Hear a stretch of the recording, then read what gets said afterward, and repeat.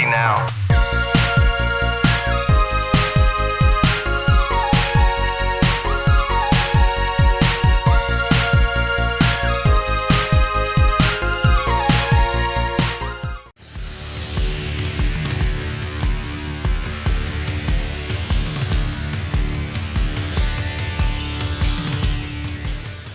Part of PlayStation's mammoth success during the late 90s was cultivating a slew of support from third-party publishers and developers. Psygnosis would lead the way on the British front, while the likes of Squaresoft and Polyphony Digital would bolster the libraries of big titles arriving from Japan. But perhaps Sony's most fruitful relations would be with Namco. Masters of top-class arcade ports from the console's launch, they would deliver pristine arcade racing with Ridge Racer, hellacious flight combat with Ace Combat, and 3D fighters courtesy of Tekken. The original raised the stakes in the combat arena. The sequel proved a landmark of refinement, and against all odds, Tekken 3 was somehow even better again. It remains one of the greatest 3D fighters, not just on the PlayStation, but on any console going, and proves an absolute delight.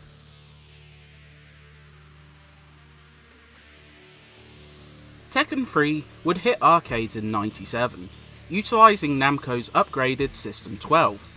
The PlayStation port would arrive over a year later and, while some compromises had to be made to fit the game on Sony's grey box, it remains one of the system's best looking fighters.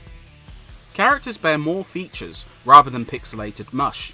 Performance is consistently smooth, and the newly 2D panoramic backgrounds look great. Animations, utilising motion capture, would be some of the best the console would ever see. Unlike a lot of fighters on the scene at the time, loading is an absolute snap and takes but a handful of seconds. Full motion videos, which play at the startup and during arcade endings, are gorgeously crafted. Tekken 3 is simply a stunning game. Its audio has been crunched just a little to fit on the disc, but the excellent soundtrack and hard-hitting punches still translate very well.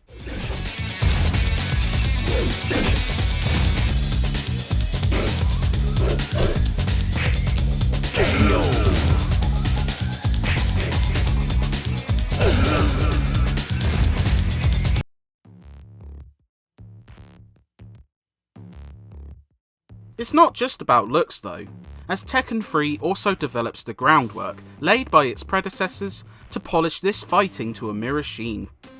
Much of the mechanics carry over here, including an assortment of strikes and specials which can be chained together. This time around, there's a focus on dodging and juggling. The former is achieved through a sidestep move, allowing all fighters to move towards the background and avoid attacks, something only a couple of characters could do in the previous game. The latter sees a slew of moves upgraded to send competitors into the air, letting crafty players tie combos while keeping their opponent in a juggled state. Jumping has also been tweaked in this game, proving less awkward to use and changing the dynamic of defense, as jumps cannot avoid all ground attacks now. Coupled with less awkward recovery when knocked down, additional escape moves from stuns and tackles, and a slew of other improvements, and this prequel feels like fighting perfection.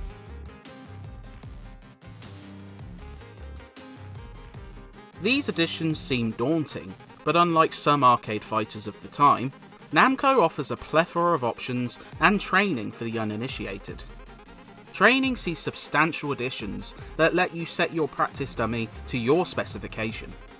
You can fight them traditionally, set them to use a specific move to practice counters, and set a stance such as crouching or rolling.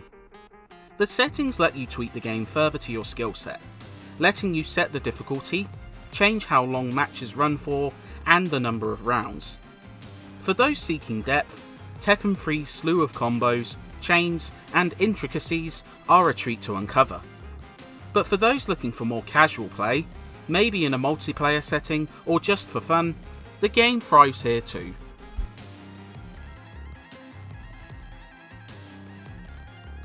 Like before, fighting revolves around the King of Iron Fist tournament.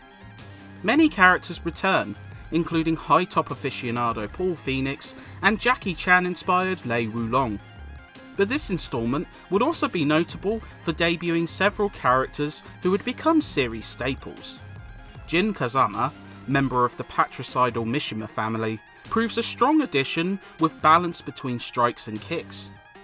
Hwoarong's Taekwondo also proves a fun addition, along with the likes of Xiao Yu, Eddie Gordo and Madman Brian Fury. It represents a full-featured roster, and while some missing characters such as Kazuya and Jun are a shame, you're bound to find someone new you like. There is also a slew of oddities, including an awakened training dummy who copies other fighters, floor crawler Dr. B, and manga guest star Gon, who helpfully can fart on enemies. While the roster isn't balanced per se, as many a multiplayer session could end in tears when Eddie was used, it remains perhaps the most fun.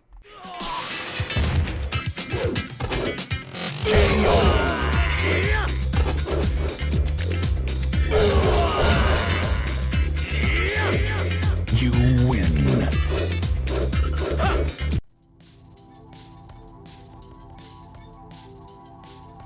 It's also an extremely content-rich fighter. Arcade provides a meaty way to test all the fighters, with each completion unlocking another character. It also includes the series' trademark endings, which range from obtuse to insane. All the modes from Tekken 2 return, including survival and team battle, and of course the friendship ending versus multiplayer. This home port would also start the tradition of including oddball spin-off modes. Tekken Ball provides a makeshift volleyball minigame, where either landing the ball on your opponent's side or charging a strike will damage your opponent. It's decent, and serves as the easiest way to unlock Gon, though it won't occupy a lot of time for most. Tekken Force proves a great addition conversely, creating a beat-em-up spin on the fighting. While you can breeze through the 4 stages quickly, repeat plays unlock a further secret character. Though a couple of issues with targeting are a shame, it's still a nice extra.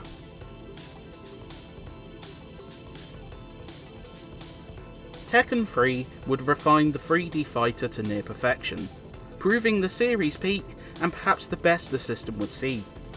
Immense visuals, outstanding fighting, and a ton of modes create a strong all-around fighter that is accessible yet tough to master. Whether you're booting it up for a quick friendly fight, intent on honing your skills with a single fighter, or just here for the insanity of the story and characters, you're bound to find something you love about this one. If you have any relative interest in this genre, or are even looking for a title to wet your feet, then this one is simply a must play.